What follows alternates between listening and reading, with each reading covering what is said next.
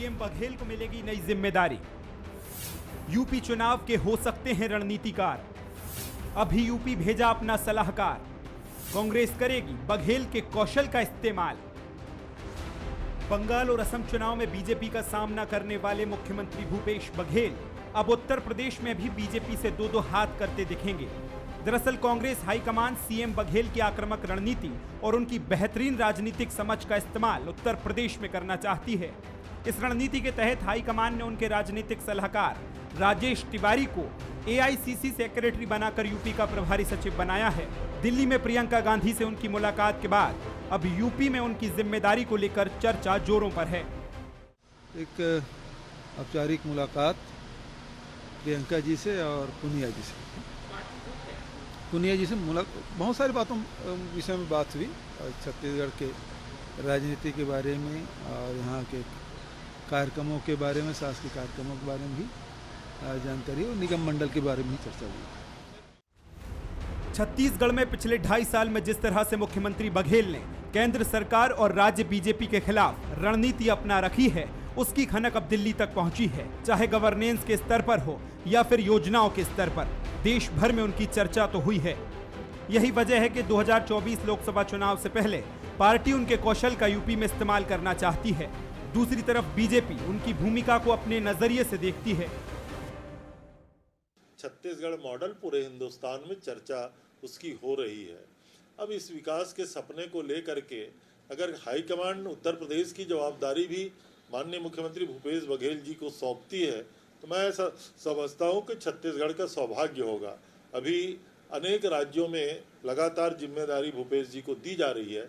उत्तर प्रदेश में भी उनकी पूरी टीम को जिम्मेदारी दी जाती है तो अच्छा करने का प्रयास ही होगा। अच्छा, जय जय पैर पड़े संतन के तह तह बंठाधार। असम में भी लोगों ने देख लिया है, पंचायत चुनाव में भी लोगों ने देख लिया है और आने वाले समय पर पिछली बार राहुल जी, सोनिया जी ने जिम्मेदारी ली थी, अब ये उनसे भी बड़े नेता हैं तो और अच्छा जिम्मेदारी लें। उत्तर प्रदेश में फरवरी या मार्च 2022 में विधानसभा चुनाव होने हैं। उसके पहले मुख्यमंत्री भूपेश बघेल को अगर यूपी चुनाव की जिम्मेदारी मिलती है तो कांग्रेस की चुनावी रणनीति को बड़ा बल मिलेगा, क्योंकि भूपेश बघेल ही वो नेता हैं जिन्होंने अपने 2.5 साल के शासन के दौरान राष्ट्रवाद और हिंदुत्व पर कांग्रेस की नई लाइन सेट की है। चाहे वो महापुरुषों को लेकर उनके आक्रामक बयान हो या फिर भगवान श्री राम पर हो रही राजनीति, प्रदेश कांग्रेस ने हर मोर्चे पर बीजेपी को बराबरी से जवाब देने की कोशिश की है। यूपी में भी वे बीजेपी के सामने चुनौती तो खड़ी करेंगे। मोहन तिवारी के साथ अभिषेक शुक्ल, बंसल न्यूज, रायपुर।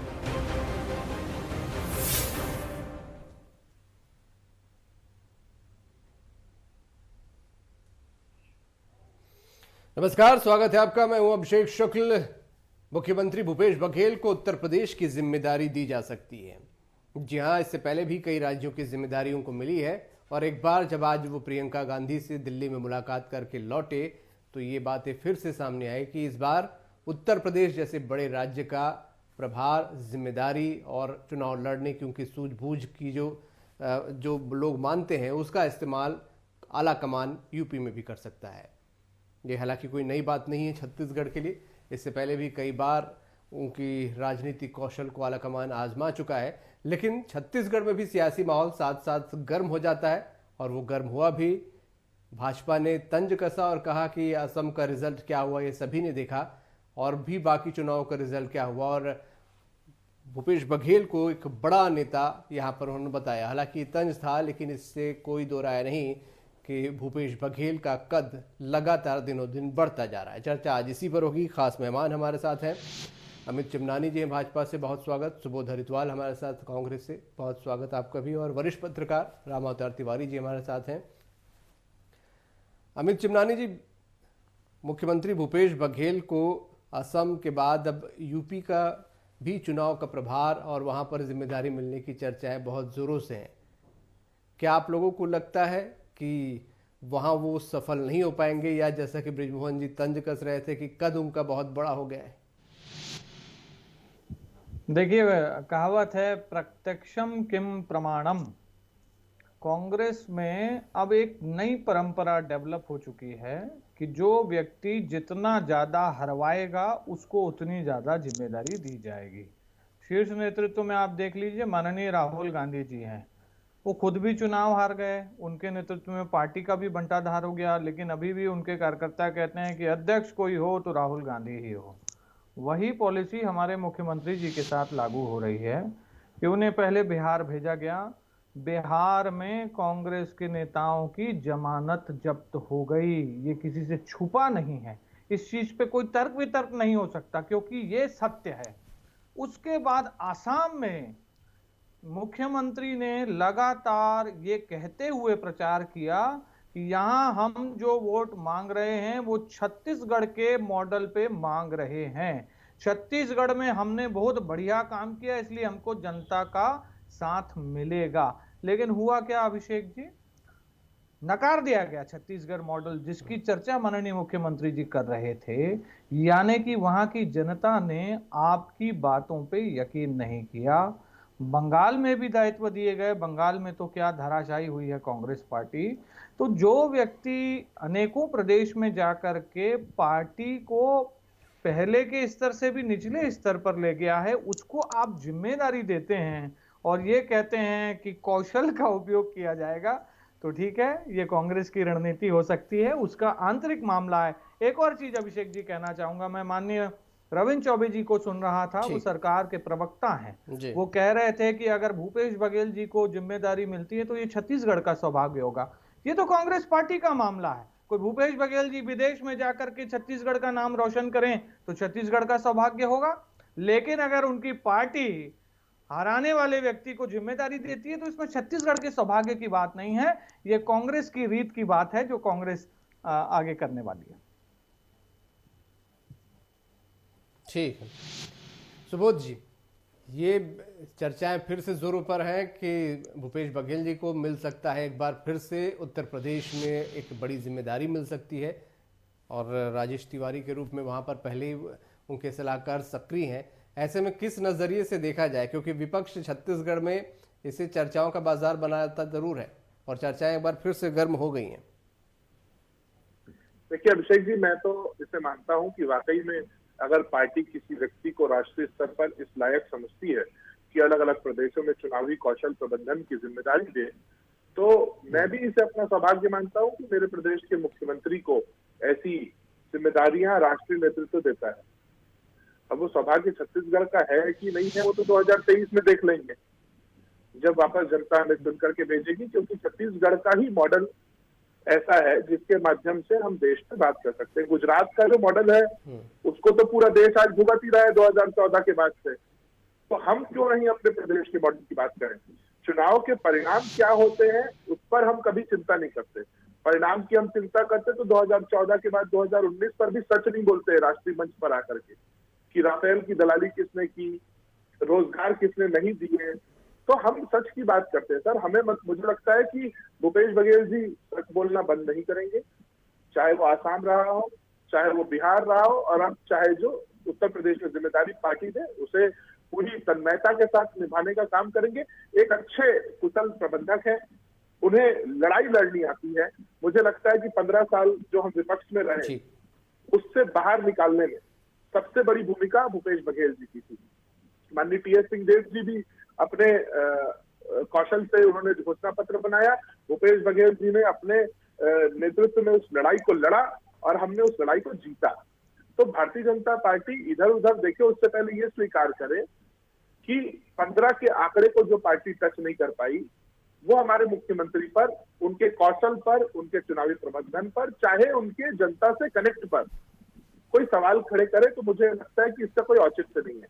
रही उत्तर प्रदेश की बात, तो वहां पर भी किसान और मजदूर और गरीब वर्ग के लोग बहुत ज्यादा है। वहां पर छत्तीसगढ़ में जिस तरीके से हमने आर्थिक आपातकाल जो लगा रखा था डॉक्टर रमन सिंह ने, उसे खत्म करने का काम किया है। बिल्कुल, वहां का क्या समीकरण है सुबोध जी, मैं आता हूँ आपके पास। मैं एक छोटी टिप्पणी राम अवतार जी की ले लेता हूँ यहाँ पर, फिर इस चर्चा को और आगे बढ़ाता हूँ। हमने आर्थिक तौर पर राम अवतार, मैं सुबोध जी राम अवतार जी से एक छोटी टिप्पणी ले लेता हूँ यहाँ पर। देखिए अभिषेक जी, जिस तरह से उत्तर प्रदेश चुनाव जो है वो एक महत्वपूर्ण चुनाव है, वो सारे राजनीतिक दलों के अस्तित्व का और एक अपने देश में यूपी को सबसे महत्वपूर्ण राज्य माना जाता है। तो यहाँ पर कांग्रेस अपनी खोई हुई प्रतिष्ठा वापस लाने का प्रयास कर रही है। भाजपा फिर से सत्ता में वापसी हो जाए इसकी कोशिश कर रही है, और सपा जो है लगी है कि किसी तरह सत्ता मिल जाए। तो सभी राजनीतिक दल जितने भारत में है वो वहाँ पर सक्रिय हैं। और प्रियंका गांधी वहाँ के प्रभारी हैं, प्रियंका गांधी वहाँ कोशिश कर रही, तो वो प्रियंका गांधी अपनी एक टीम बनाएगी। तो छत्तीसगढ़ में जो मुख्यमंत्री हैं वो पिछड़ा वर्ग के हैं और खेती और किसानी से जुड़े व्यक्ति हैं। दूसरा कि मुख्यमंत्री का एक चेहरा बड़ा होता है और प्रबंधन की इनके पास अनुभव है, इनके पास एक टीम है, तो टीम काम कर पाएगी। कांग्रेस शासित राज्य जैसे कम हैं, उसमें छत्तीसगढ़ में भूपेश बघेल हैं, तो उनका एक किस तरह से उस चेहरे का उपयोग किया जा सकता है कांग्रेस, वो एक देख रही। क्योंकि छत्तीसगढ़ में पिछड़ा वर्ग एक बड़ा वोट बैंक है, जो पिछड़ा वर्ग, अनुसूचित जाति, अल्पसंख्यक धीरे धीरे वो कांग्रेस से बाहर होकर दूसरी पार्टियों में चली गई है। उसको फिर से कैसे वापस लाया जा सकता है। इसके पहले कि राजेश तिवारी को उनका सचिव नियुक्त किया गया, उसके बाद भूपेश के नाम की चर्चा है कि प्रभार दिए जा सकते हैं, तो ये किसी भी राज्य के लिए अच्छा है। इसके पहले भी रमन सिंह जी को कई राज्यों का प्रभारी बनाया गया, सरोज पांडे को बनाया गया, और अलग अलग लोकसभा चुनाव के दौरान आपने देखा होगा इस राज्य के विधानसभा चुनाव में जितने मंत्री थे, बृजमोहन अग्रवाल से लेकर सबको, उसको प्रभारी दिया गया अलग अलग लोकसभा क्षेत्र का। तो ये तो जिनका लंबा राजनीतिक अनुभव रहता है, जिनको काम करने अलग अलग तरीके से आता है, उन सभी पार्टी में उस तरह के सभी नेताओं को अलग अलग जिम्मेदारी देकर पार्टी जो है अपना वोट बैंक सुरक्षित करना चाहती है, अपने जीत के रणनीति का एक हिस्सा है। इसको दूसरे लहजे से ना देखकर ये देखा जाए, जो भी पार्टी के रणनीतिकार हैं, जिनको वोट खींचने की क्षमता है या बूथों का प्रबंधन कर सकते हैं, उन सभी लोगों को हर चुनाव में ड्यूटी लगाई जा सकती है। तो उसी नजरिए से इसको भी देखा जाना चाहिए। ठीक है अमित जी, यहाँ पर इसे दूसरे नजरिए से देखा जाना चाहिए। ये कांग्रेस का भी अपना एक तरीका हो सकता है। यहाँ पर उनको लगता है कि मुख्यमंत्री यहाँ पर एक अच्छे रणनीतिकार हैं, 15 साल बाद कांग्रेस को सत्ता में वापस लेकर आए हैं, उनकी योजनाओं की चर्चा होती है, तो उसको अगर वो अपने चुनाव में, एक बड़े राज्य के चुनाव में आजमा रहे हैं, तो इसमें हर्ज क्या है? अभिषेक जी, कांग्रेस पार्टी में निर्णय लोकतांत्रिक तरीके से नहीं होते हैं। गांधी परिवार जो है वो केंद्र बिंदु है कि कांग्रेस में क्या होने वाला है, और गांधी परिवार का जो नजदीकी होता है या जो उनके मन को व्यक्ति भाता है, उससे कांग्रेस में जिम्मेदारियां मिलती हैं। ये ट्रैक रिकॉर्ड है पिछला, आप जो भी समय निकालना चाहें देख लीजिए। और क्षमता जो है, कौशल जो है, वो अगर पैमाना होता, तो मैंने जो प्रश्न पूछा, भाई सुबोध जी यहाँ बैठे हुए हैं, वो मुझे बताएं कि जिस कौशल की, जिस क्षमता की वो बात कर रहे हैं, जिस छत्तीसगढ़ मॉडल की वो बात कर रहे हैं, ये तो आपने आसाम में आजमा लिया है, ये बिहार में आजमा लिया, बंगाल में आपने देख लिया। आपको जो रिजल्ट मिलना चाहिए था या जो आपने अपेक्षा रखी थी, उससे विपरीत नतीजे आए हैं। तो क्या क्षमता केवल आपके मुख्यमंत्री में ही है क्या? आप ये प्रश्न थोड़ा सा बताइए कि अकाउंटेबिलिटी कोई चीज है क्या कांग्रेस पार्टी में? परफॉर्मेंस को कोई पैरामीटर माना जाता है क्या कि भैया जो व्यक्ति के नेतृत्व में चुनाव हार रहे हो आप, फिर आप उसको जिम्मेदारी दे देते हो? एक प्रश्न ये है। दूसरा मेरा निवेदन ये है, ये मैं प्रदेश के लिए, प्रदेश के हित के लिए सुझाव रख रहा हूं, सुबोध जी अपने नेतृत्व तक पहुंचाएंगे। आपके स्क्रीन पर अभिषेक जी एक फोटो चल रहा था जिसमें मुख्यमंत्री जी नाचते हुए दिखाई दे रहे थे। वो जब नाच रहे थे ना, तो छत्तीसगढ़ में लाशें जलाने की जगह नहीं थी। वो दिन वही था, और छत्तीसगढ़ में लोग रोम से इसकी तुलना कर रहे थे कि रोम जल रहा था और नीरो बांसुरी बजा रहा था। तो अब की बार अगर यूपी जाकर के आपको राष्ट्रीय नेतृत्व को खुश करना है, तो प्रदेश में दायित्व किसी को दे के जाइएगा, क्योंकि यहाँ पे निर्णय नहीं होता। मुख्यमंत्री जी अकेले हैं जो निर्णय लेते हैं, और प्रदेश जो है वो अनाथ के जैसा हो जाता है। तो यूपी जाने का शौक है, जाइए, लेकिन प्रदेश की चिंता कौन करेगा ये बता के जाइएगा। सुबोध जी, आपत्ति है भाजपा को उत्तर प्रदेश चुनाव में मुख्यमंत्री के प्रभार संभालने पर या इन्वॉल्वमेंट में?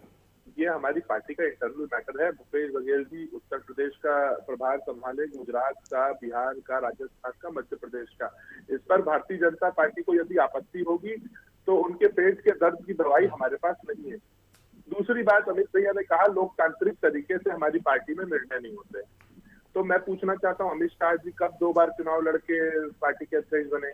जेपी नड्डा जी कौन सी लोकतांत्रिक व्यवस्था से अध्यक्ष बने?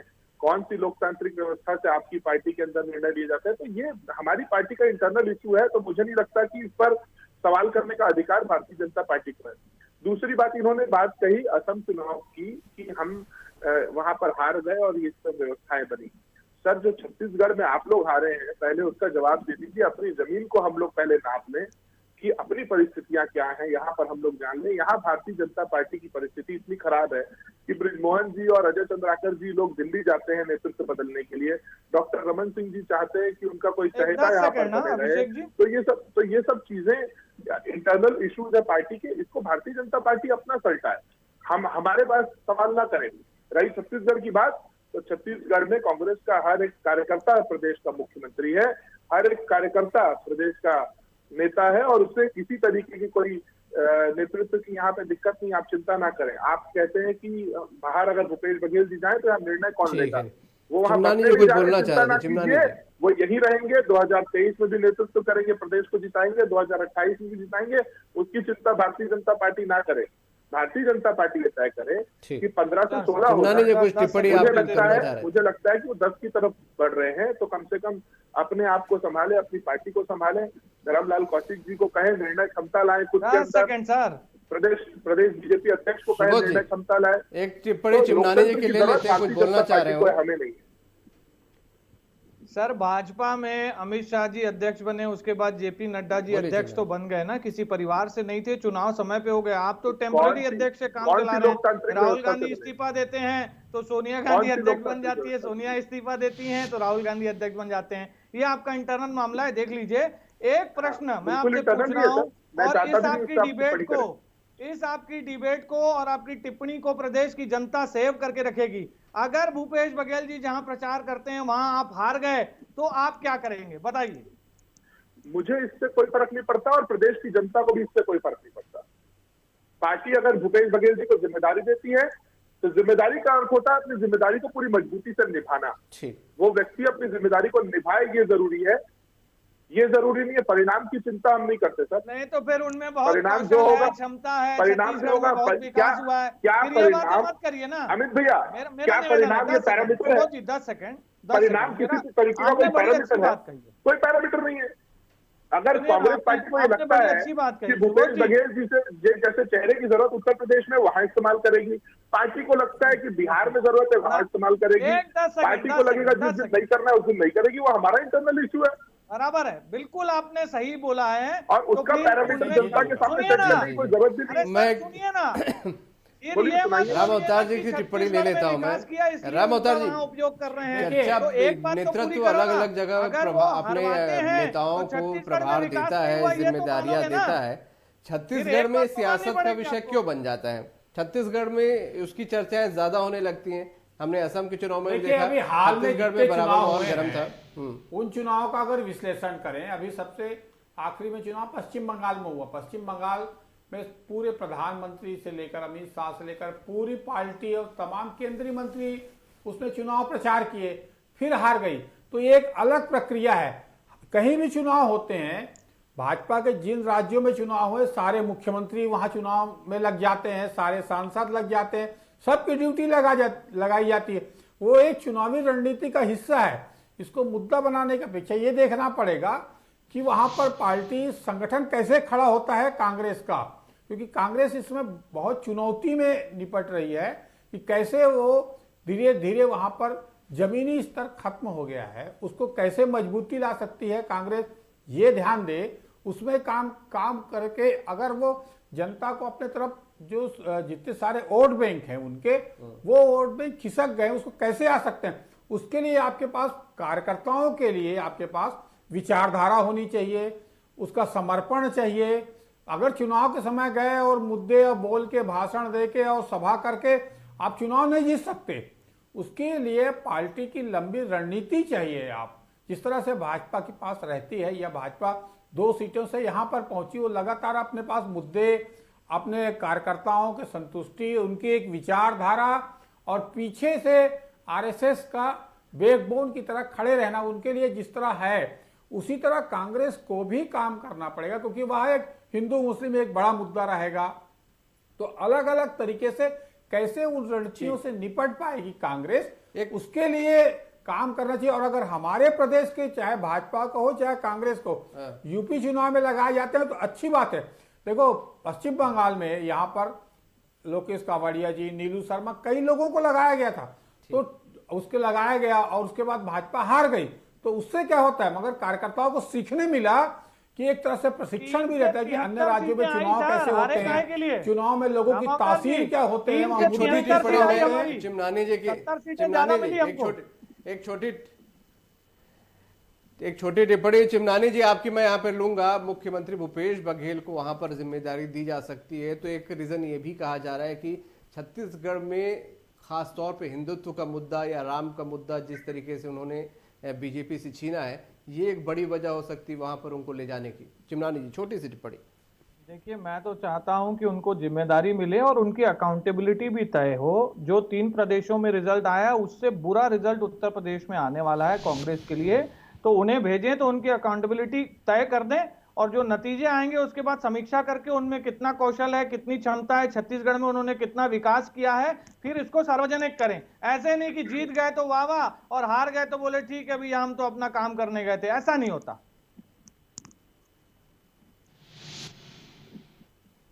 ठीक, सुबोध जी, क्या मुख्यमंत्री की जो छवि है तेज तर्रार वाली, और जो मैंने चिमनानी जी से सवाल किया, हिंदुत्व की बात हो या राम की बात हो, बराबरी से वो उस पर चलते हैं, ये एक बड़ी वजह है वहां पर यूपी में उनको मोर्चा संभालने देने की? देखिए, मैं फिर कहता हूँ, कुछ दिनों पहले भी मैं एक टीवी चैनल पे डिबेट पे था प्रभु श्री राम पे। मैंने उस दिन भी कहा, मैं आज भी कहता हूँ, श्री राम हमारे लिए राजनीतिक मुद्दा नहीं है, धर्म और आस्था का विषय है, उस पर हम काम करेंगे। हम धर्म और आस्था के विषय को राजनीतिक मुद्दों से नहीं जोड़ेंगे।